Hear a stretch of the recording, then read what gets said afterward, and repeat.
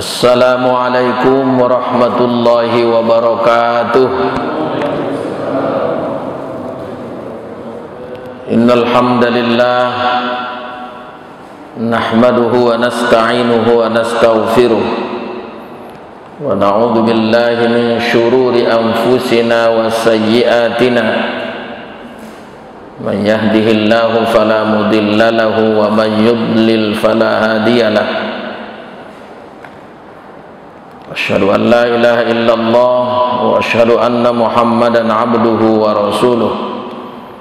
Wa salawatullahi wa salamuhu ala sayyidina wa syafi'ina Muhammad wa ala alihi wa sahbihi ajma'in.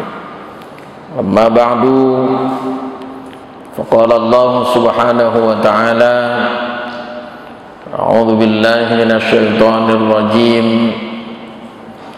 Qul in kuntum tuhibbunallaha fattabi'uni yuhibbukumullah wa yaghfir lakum dhunubakum wallahu ghafurur rahim. Qul ati'ullaha war rasul fa in tawallaw fa innallaha la yuhibbul kafirin. Shadaqallahul azim. Bapak Ibu hadirin dan hadirat, tuan-tuan guru terutama dan orang-orang tua yang kita muliakan, alhamdulillah segala puji dan syukur kita sampaikan kehadirat Allah subhanahu wa ta'ala atas segala nikmatnya. Salawat dan salam kita sampaikan kepada Nabi kita Muhammad sallallahu alaihi wasallam. Mudah-mudahan kita nanti mendapat syafaatnya di yaumil mahsyar. Allahumma salli wa sallim alaihi. Bapak Ibu hadirin dan hadirat yang berbahagia, mengawali tausiah atau kajian kita malam ini, kami bacakan firman Allah subhanahu wa ta'ala dalam surah Al-Qalam ayat 1 sampai 3 sampai 4. Dan mari kita simak. A'udzu billahi minasy syaithanir rajim. Bismillahirrahmanirrahim. Nun wal qalami wa ma yasturun. Ma anta bi ni'mati rabbika bimajnun. Wa inna laka la ajran ghairu mamnun. Wa innaka la'ala khuluqin azim. Shadaqallahul azim. Artinya Nun, Allahu a'lam bimuradih, Allah yang tahu pada hakikatnya makna daripada kata atau huruf Nun ini. Demi qalam, demi pena, Allah bersumpah, dan demi apa yang mereka tulis, sesungguhnya engkau dengan nikmat Tuhanmu tidaklah orang yang gila, dan sesungguhnya berikan kepadamu pahala yang tidak putus-putus, dan sesungguhnya engkau diberikan akhlak yang maha agung. Shadaqallahul azim. Hadirin yang dimuliakan Allah, ayat-ayat ini tertuju kepada Rasulullah sallallahu alaihi wasallam, merupakan pengakuan langsung dari Allah bagaimana beliau diberikan jaminan, diberikan garansi oleh Allah subhanahu wa ta'ala, dan juga merupakan jawaban dari tuduhan-tuduhan orang-orang jahiliyah kepada Rasulullah sallallahu alaihi wasallam. Allah katakan, ma anta bi ni'mati rabbika bimajnun. Oh, sesungguhnya engkau tidaklah gila dengan anugerah atau dengan nikmat Tuhanmu. Karena di dalam ayat-ayat lain Allah sebutkan tuduhan-tuduhan dari orang-orang kafir Quraisy, khususnya disebutkan sahar, tukang sihir, asatirul awwalin. Kemudian termasuk bahwa Rasulullah dituduh oleh mereka sebagai orang yang gila. Qalu ya ayyuhalladzi nuzzila alaihi dzikru innaka lamajnun. Dan mereka katakan, wahai orang yang diturunkan kepadanya adzikru, Al-Quran, sesungguhnya engkau adalah orang yang gila. Maka Allah katakan, ma anta bimajnun, sesungguhnya engkau bukanlah orang yang gila, bukan gila. Bi ni'mati rabbika, dengan nikmat atau dengan anugerah Allah. Ini tentunya merupakan salah satu faktor yang membuat Rasulullah sallallahu alaihi wasallam berhasil dalam menjalankan dakwah. Setiap kali ada celaan, ada tuduhan kepada beliau, turun ayat membantahnya. Orang-orang kafir itu walaupun mereka menolak keimanan kepada Allah dan kepada Rasulullah, tapi sesungguhnya mereka percaya bahwa Al-Quran itu bukan dari Nabi. Walaupun ada tuduhan mereka, tapi itu di lidah mereka, tapi dalam hati, dalam keyakinan mereka sesungguhnya bahwa Al-Quran itu adalah dari Allah. Maka sehingga kalaupun mereka katakan sesuatu, kalau turun ayat, maka pernyataan-pernyataan dari petinggi-petinggi mereka itu tidak menjadi diikuti, tidak diyakini lagi oleh orang-orang awam atau orang-orang yang lain. Jadi ini Al-Quran itu selalu menjawab, atau Allah selalu menurunkan ayat, jawaban-jawaban dari tuduhan-tuduhan mereka. Kemudian yang kedua, Bapak dan Ibu yang dimuliakan Allah, kita tahu banyak, umumnya manusia, umumnya kita, keistiqomahan itu tidak mutlak. Ini bisa diartikan gila di sini bukan gila hilang ingatan atau tidak waras. Kita kan sering menyebutkan, wah dia gila dunia. Maksudnya itu dia cinta, hubbud dunia. Dia itu gila jabatan. Ini bukan maksudnya itu otaknya itu tidak waras, pikirannya sudah tidak normal. Tapi artinya bisa dikuasai, bisa dipengaruhi oleh yang lain, sehingga tugas utama kita, tugas pokok kita, misi kita bisa hilang atau bisa kita tinggalkan. Sudah pernah disampaikan dulu, ada disebut dalam Al-Quran seorang yang luar biasa, bahwa dia telah diberikan Allah kelebihan daripada manusia-manusia yang lain. Naba'alladzi atainahu ayatina, begitu Allah katakan, kami berikan kepadanya ayat-ayat kami. Fansalakha minha, maka kemudian dia tinggalkan, dia lepaskan ayat-ayat itu dari dirinya. Artinya yang selama ini berjuang di dalam berdakwah, tapi kemudian bisa dia tinggalkan oleh pengaruh-pengaruh dunia. Itu yang disebut namanya dalam riwayat Bal'am bin Ba'urah. Dia sudah dikenal orang yang al-mustajabu du'a'uhu, diterima doanya. Jadi kalau dia berdoa, kalau orang meminta didoakannya, itu makbul, diijabah oleh Allah. populer namanya. Santrinya kalau istilah sekarang sudah ada puluhan ribu. Ada dalam riwayat disebutkan 12.000 muridnya. Tapi begitu pun ketika ditawari atau dia dibujuk dengan jabatan dan perempuan, maka bisa dia tinggalkan, ya, dia tinggalkan ya majelisnya, ditinggalkannya madrasahnya, fansalakha minha, dia tinggalkan ayat-ayat Allah itu.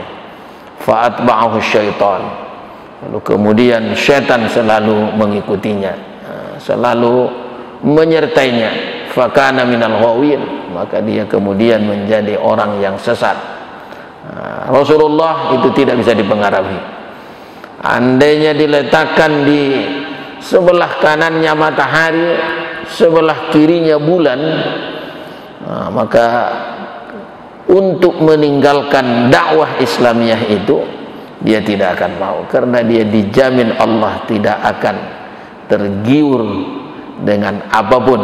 Nah, inilah makanya ya dia tetap istiqomah, dan dengan itulah ya kalau kajian kita yang lewat, apa rahasianya Rasulullah itu bisa berhasil, dan berhasilnya itu cepat, tidak harus sampai 3 periode. Kalau sekarang kan orang harus 3 periode baru sukses, baru selesai.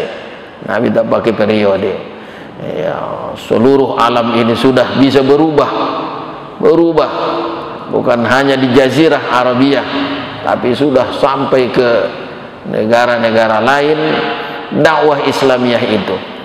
Padahal sebelumnya ya, iz kuntum a'da'a, kata Allah, dulunya manusia bermusuhan, tidak ada kedamaian, tapi bisa berubah. Fa'allafa baina qulubikum, Allah buat hati mereka, hati kamu menjadi bersaudara, menyatu. Fa asbahtum bi ni'matihi ikhwana, maka dengan nikmatnya Allah kamu menjadi bersaudara. Jadi selain berhasil, keberhasilannya itu pun cepat. Salah satunya inilah yang disebutkan oleh ayat ini, bahwa memang Rasulullah tidak ada yang bisa mempengaruhi dia, ya, dijamin oleh Allah. Ya, kalau mempengaruhi untuk ya, meninggalkan dakwah, meninggalkan tugas pokoknya, meninggalkan risalah, itu tidak mungkin. Allah jamin itu. Itu anugerah Allah kepada beliau. Yang kedua, Allah katakan wa innalaka la ajran ghairu mamnun. Jadi seorang nabi walaupun diampuni dosanya yang lewat dan yang akan datang, ada lagi keistimewaan nabi ini. Dalam ayat ini disebutkan diberikan Allah kepadanya pahala yang tidak putus-putus. Ghairu mamnun itu artinya tidak berhenti. Bahkan ada ya, pemahaman disebut dalam tafsir ini bahwa Rasulullah itu tidak beramal saja, dia terus mengalir pahalanya. Tidak pun beramal beliau, artinya tidak ada pun beliau melakukan sesuatu dalam bentuk perbuatan, tapi pahala terus. Apalagi dia bekerja, apalagi dia ya berdakwah, apalagi dia beribadah. Kita kan kalau tidak ada yang kita lakukan, tak bisa kita berharap wah terusnya itu upah saya. Kalau kita katakanlah ibarat upah pahala itu, kecualilah kalau kita berniat, kita mau tidur baca doa, baca ayat, itu ada jaminan dari Rasulullah, orang yang membaca doa ini kalau dia nanti bangun maka dia mendapat ampunan. Tapi Rasulullah, Allah katakan dalam ayat ini wa innalaka la ajron, dan bahwa sesungguhnya diberikan kepadamu pahala ghairu mamnun, yang tidak berhenti, yang tidak putus-putus. Jadi Bapak Ibu yang dimuliakan Allah, ada sebagian orang kalau kita beramal cari pahala itu belum ikhlas, itu sudah melebihi Nabi itu. Nabi saja Allah sebutkan ada tabsyir, ada ada motivasi kepada Rasulullah bahwa dia diberikan bonus-bonus pahala berapa, kapan, berapa lama, ghairu mamnun, tanpa ada hentinya. Jadi kita, apalagi kita umatnya, tentunya perlu kita tabsyir. Jadi kalau ada orang mengatakan kalau kita beribadah mencari pahala, wah itu sama dengan upahannya itu katanya. Kalau kita ya meninggalkan dosa karena takut neraka, nah itu pun belum mantap imannya itu. Nah, itu mungkin sudah kelas di atas kita lah itu, Pak. Nah, mungkin sudah di atas Nabi itu. Nabi saja pun dalam ayat ini Allah berikan motivasi yang luar biasa, sehingga dengan itu Nabi itu ya walaupun tidak dengan ayat ini saja, tapi kita ketahui Rasulullah itu di dalam berbuat baik, di dalam beribadah tidak ada ya target maksimalnya, selalu ya di atas maksimal. Nah, hadirin yang dimuliakan Allah, ini diantara ayat yang menyatakan Rasulullah itu selalu diberikan Allah kebaikan-kebaikan, bahkan pahala yang tidak berhenti. Saya percaya juga pendapat yang mengatakan Nabi itu tidak ada yang kosong waktunya, tidak ada yang tidak diberikan Allah ganjaran kebaikan kepadanya. Tidak pun beribadah dilihat, mungkin seperti tidur, mungkin dia seperti istirahat, tapi Allah memberikan pahala yang tidak ada batas dan tidak ada akhirnya. Yang ketiga, Allah katakan bahwa Rasulullah itu wa innaka la'ala khuluqin azim, dan sesungguhnya engkau ya memiliki akhlak yang agung. Jadi kalau kita disebutkan akhlakul karimah, ini apa kata Rasulullah, bahwa aku diutus untuk menyempurnakan akhlakul karimah.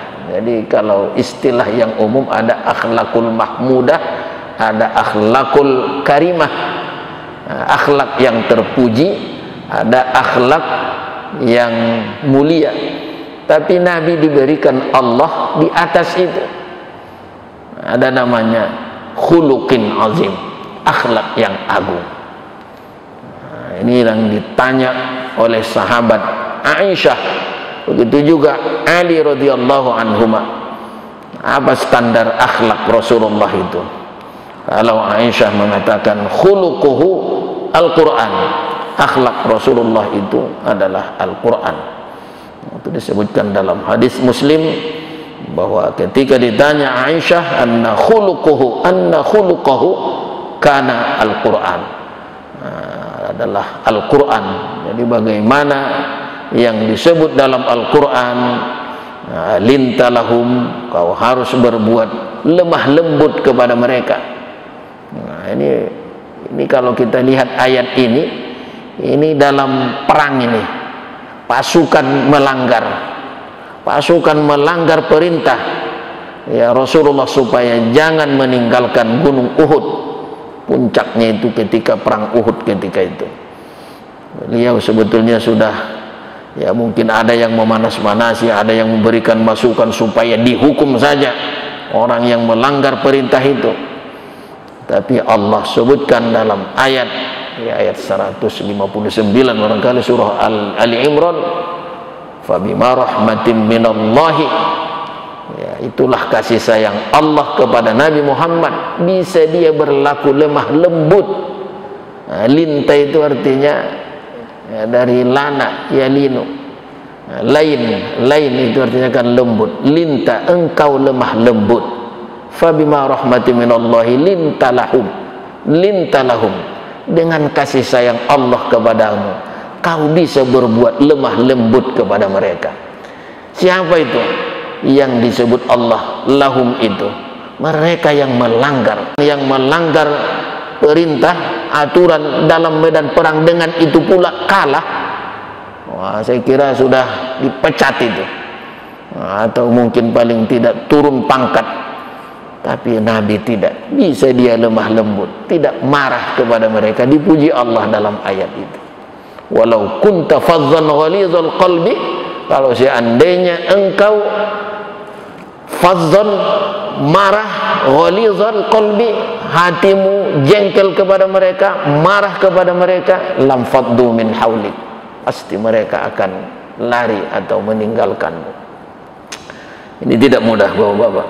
Cuma sayangnya ada pula menggunakan ayat ini kepada yang lain. Padahal ayat ini kepada orang yang beriman, tapi dia melanggar mungkin karena yang lain tadi. Kalau Nabi dijamin tidak gila kepada apapun, tidak terpengaruh, tidak bisa diperdaya oleh apapun.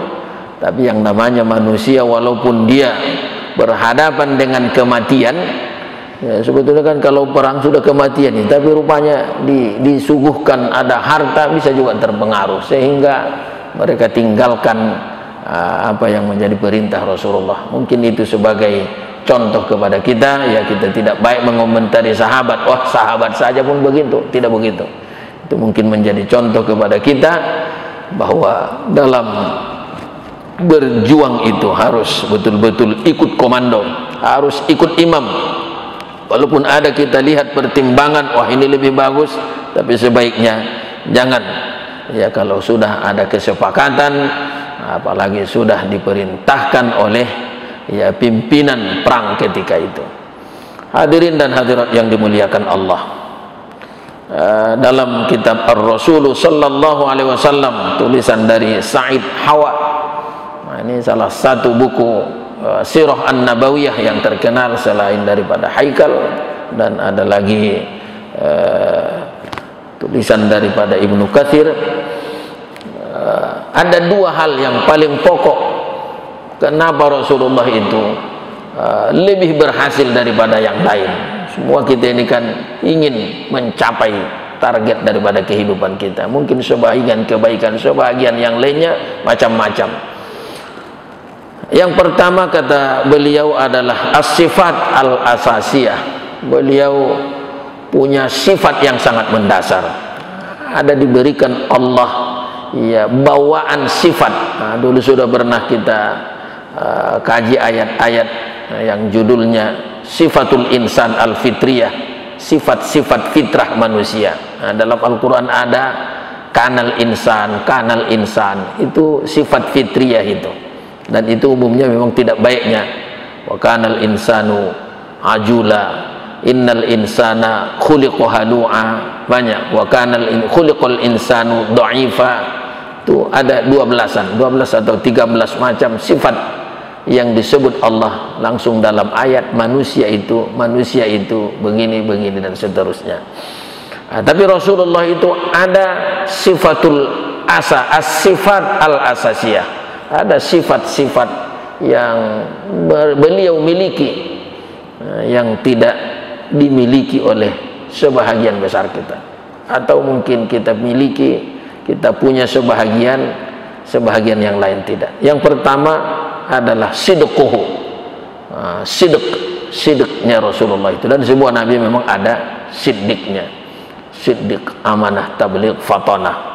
Itu yang paling pertama. Yang kedua adalah iltizamuhul kamil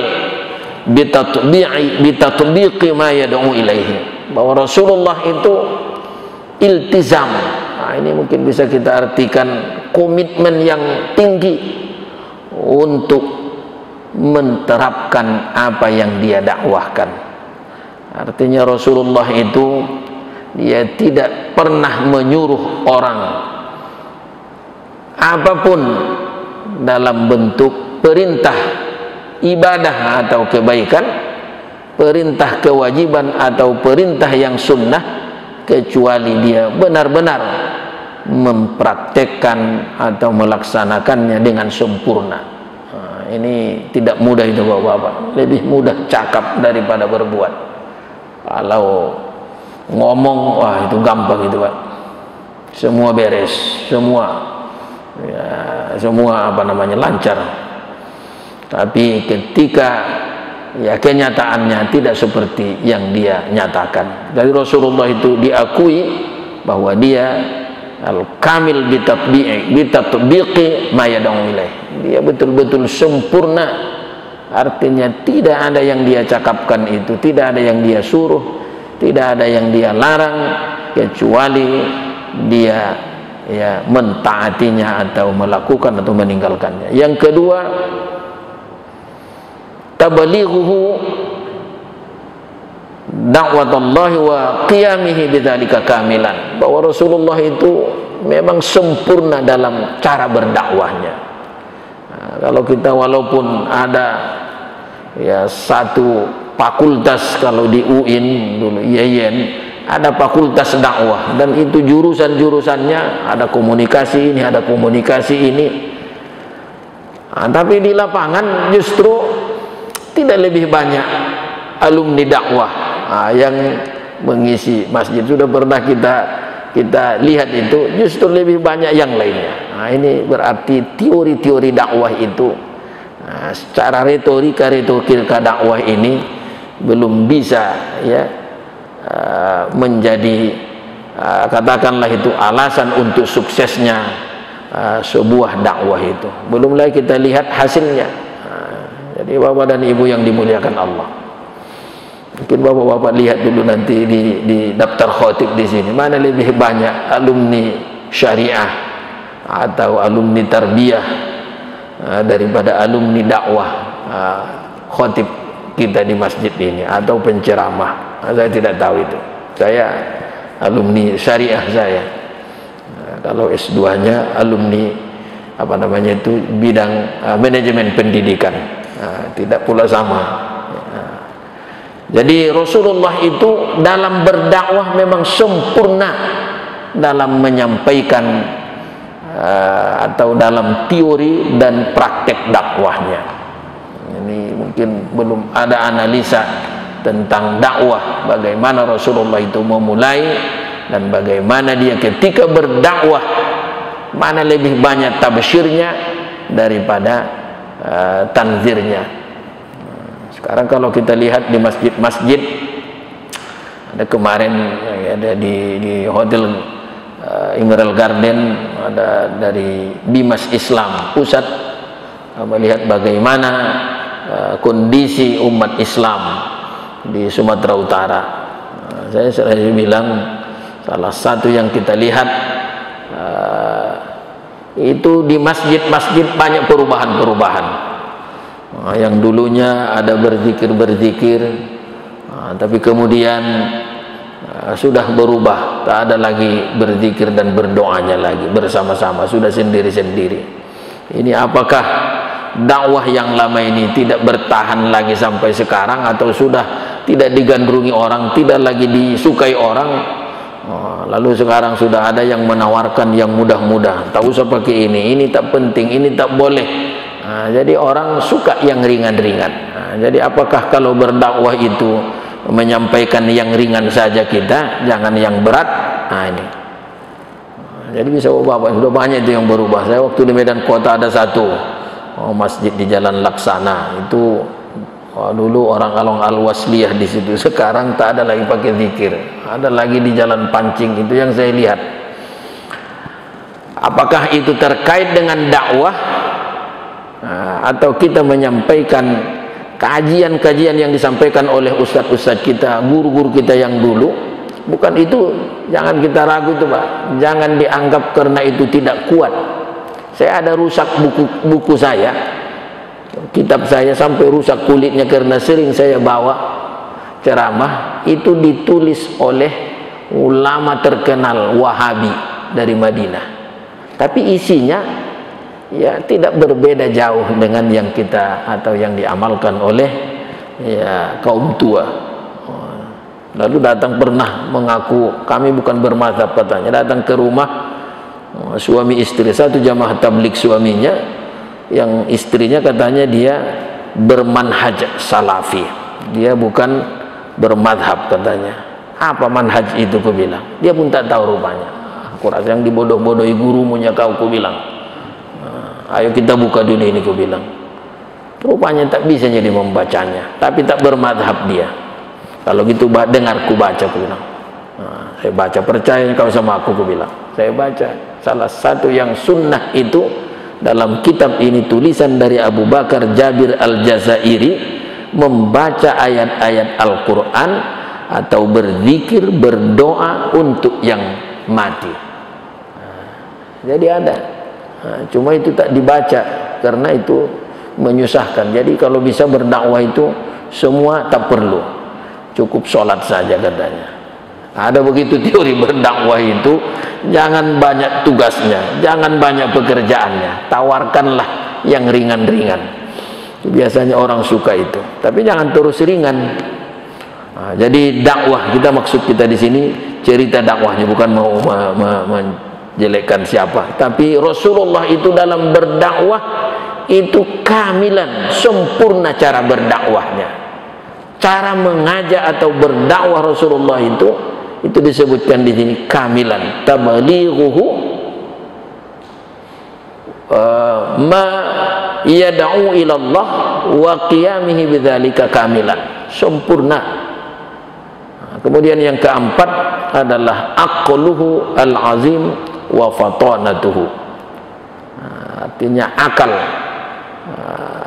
fikiran, apalah kita katakan, kesempurnaan akal dan kecerdasan Rasulullah sallallahu alaihi wasallam. Jadi itu salah satu yang membuat Rasulullah itu kenapa sukses, karena dia memang cerdas, akalnya, batinnya, fikirannya itu cerdas. Jadi jangan dianggap Rasulullah itu tidak pintar. Nabi itu mustahil bodoh, mustahil para nabi itu tidak pintar. Maka salah satu sifat yang wajib dimiliki oleh Nabi, maksud sifat yang wajib itu tidak mungkin tidak, mesti. Nah, itulah arti wajib dalam ilmu tauhid. Apa yang wajib itu? Fatanah, siddiq, amanah, tabligh, fatanah. Jadi Rasulullah itu adalah orang yang sangat cerdas. Ya, mungkin kalau kita dua kali dibaca satu ayat, jangankan dua kali, 20 ayat pun belum hafal kita itu. Bayangkanlah kalau seperti ayat utang, ayat yang bicara tentang utang dalam surah Al-Baqarah ayat 282. Ya, saya hampir 2 hari saya dulu menghafalnya itu dulu, satu halaman penuh. Nah, kalau yang biasa itu mudah kita, tapi ayat itu ada wain, kalau kan begitu. Nah, jadi payah menghafalnya. Jadi Nabi ketika diajari oleh Jibril, sekali saja disampaikan sudah langsung lengket. Itu apa namanya itu? Kan luar biasa itu. Bapak cobalah dulu menghafal ayat itu dulu, ayat 282 itu. Kita uji dulu macam mana ya kemampuan kita menghafal itu. Saya jarang, orang yang hafiz Al-Quran pun jarang dia membacanya itu, karena dia mau nanti terselip-selip dia. Jadi kalau imam kita tarawih, wah di situ sering itu salah itu, dia harus diingatkan di belakang. Jadi kita bayangkan bagaimana Rasulullah itu tidak mungkin berulang-ulang Jibril mengulanginya itu. Nah, sekali dibaca Jibril sudah langsung ya bisa dihafal oleh Rasulullah sallallahu alaihi wasallam. Tidak ada catatan, tidak ada rekaman, langsung ditangkap oleh Rasulullah. Berarti sudah seperti memori daripada HP ini, ingatan Rasulullah tidak hilang-hilang. Jadi itu fatanah namanya itu. Jadi maka pantas kita setiap mendengar Rasulullah itu ada kekaguman, ada kecintaan, ada kerinduan, segala macam berkumpul dalam hati kita ketika disebut Muhammad sallallahu alaihi wasallam.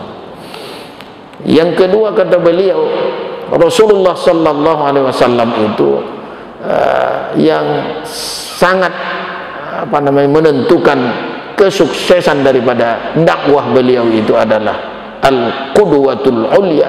Nah, sudah pernah barangkali disampaikan, memang berkumpul di dalam beliau, di dalam diri beliau sifat-sifat keteladanan layak memang untuk diikuti, untuk diteladani. Nah, itu makna daripada al-qudwatul ulya. Jadi tidak hanya dari segi ibadahnya, tidak hanya dari segi akhlaknya, tapi memang semua sifat-sifat atau ciri-ciri daripada orang yang layak diikuti itu, layak diteladani itu berkumpul di dalam diri Rasulullah sallallahu alaihi wasallam. Maka ada disebutkan ya bahwa beliau itu selalu, kalau Said Hawa menyebutkan pakai al-awwal, rajulul awwal, seorang laki-laki nomor satu. Jadi al-awwal itu artinya nomor satu, Bapak-bapak ya. Al-awwal, al-thani baru nomor dua, yang kedua, al-thalith yang ketiga. Jadi beliau itu disebutkan al-akhlaqi al-awwal, bahwa Rasulullah itu kalau cerita daripada perangai akhlakul karimah nomor satu, itu bahasa beliau al-akhlaqi al-awwal. Seorang yang memiliki perangai atau akhlak Nabi itu disebutkan nomor satu. Tak usahlah kita yang beriman, yang non muslim pun membuat tokoh ya yang paling berpengaruh itu bukan yang non muslim dibuatnya, padahal dia non muslim. 100 tokoh yang paling berpengaruh itu Nabi Muhammad sallallahu alaihi wasallam. Bapak Ibu yang dimuliakan Allah, apa sabruhu, sabarnya Rasulullah itu. Apalagi rahmatuhu, kasih sayangnya. Bagaimana Rasulullah itu sayangnya, jangankan kepada manusia, kepada makhluk pun. Bisa orang yang membangkang sampai dia berdarah-darah, mohon maaf, mulut beliau, giginya pun ada yang pecah, tapi bisa dia lembut. Bukan hanya tidak marah, tapi dia lembut. Lintalahum, kata Allah. Kemudian yang ketiga, hilmuhu, lemah lembutnya. Karomuhu, karom, maka disebut Nabi itu al-karim. Kalau Ustadz al-mukarramnya sering disebutkan al-mukarram. Mukarram itu dimuliakan, kira-kira begitu, tapi belum tentu mulia. Tapi Nabi itu al-karim. Jangan disebut Nabi itu Pak al-mukarram, Rasulullah sallallahu alaihi wasallam. Tidak, Nabi itu karim. Attirillahumma qabrahu al-karim.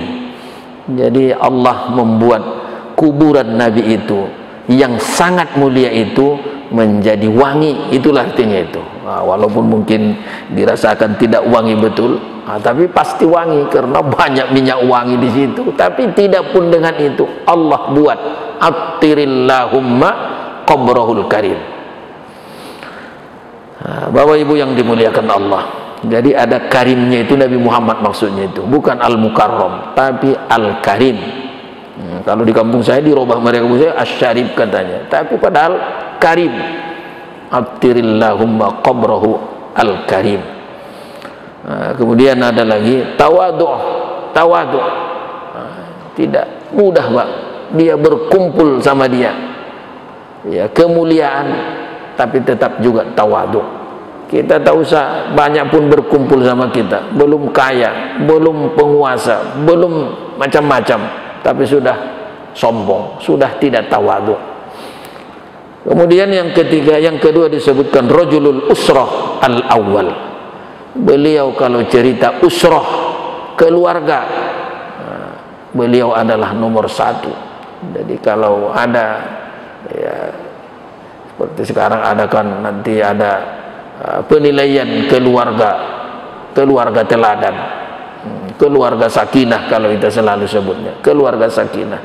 Nabi itu disebutkan adalah rajulul usrah, di tengah keluarga.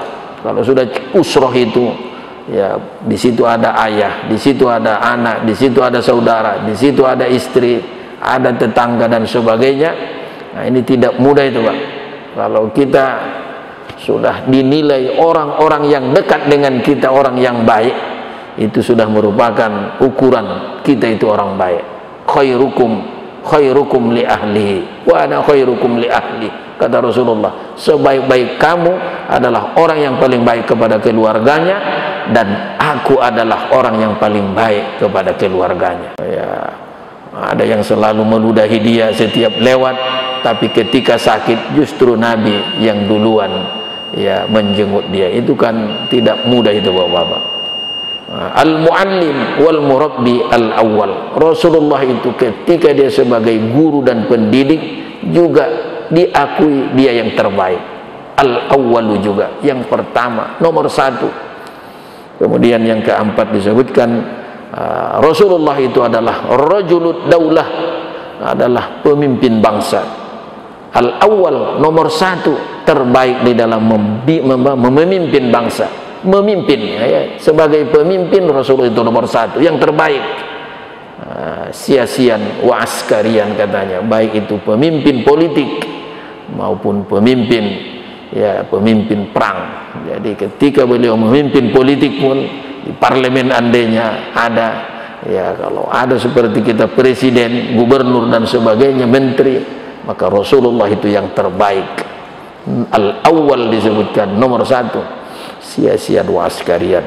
Tentunya banyak lagi bapak-bapak dan ibu-ibu, pengakuan-pengakuan Allah di dalam Al-Quran cukup banyak. Di antaranya itu tadi yang tiga, bahwa Rasulullah itu tidak akan bisa dipengaruhi oleh apapun, ya, sehingga dia tidak akan tergiur kalau itu berkaitan dengan, ya, berkurangnya dakwah beliau kepada agama. Kemudian yang kedua tadi disebutkan bahwa beliau diberikan Allah oleh karena kesempurnaan daripada komitmen beliau dalam berdakwah itu kalau kita lihat siakul ayahnya ini, bahwa Rasulullah itu Allah garansi, Allah jamin dia tidak hanya ketika beribadah, tidak hanya ketika dia, ya, beramal, tapi diberikan Allah tidak ada putus-putus daripada pahala yang dia terima.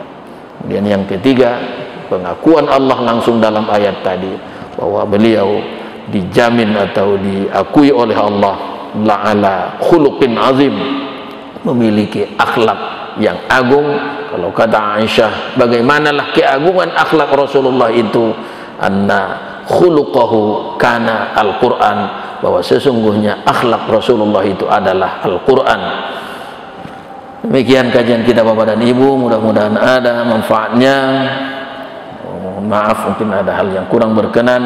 Hadanallahu wa iyyakum. Wassalamualaikum warahmatullahi wabarakatuh. Alhamdulillahi rabbil alamin, wassalatu wassalamu ala asyrafil anbiya'i wal mursalin wa ala alihi wa sahbihi ajma'in.